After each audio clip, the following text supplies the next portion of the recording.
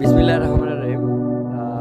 আমি আজকে বাউফল যাওয়ার পথে বাউফল থেকে কালীশ্বরী হাবের মাঝামাঝি এক রাইডার ভাইয়ের সঙ্গে দেখা। সে হচ্ছে আমাদের সজীব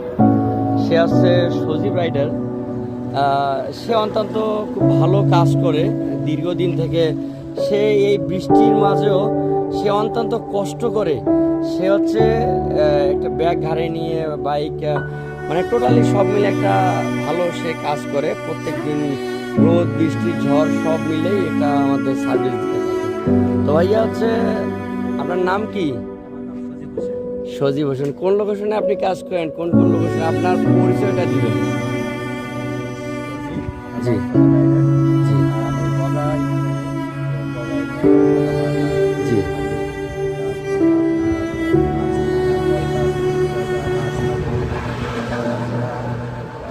সাপলাখালি, আচ্ছা আচ্ছা।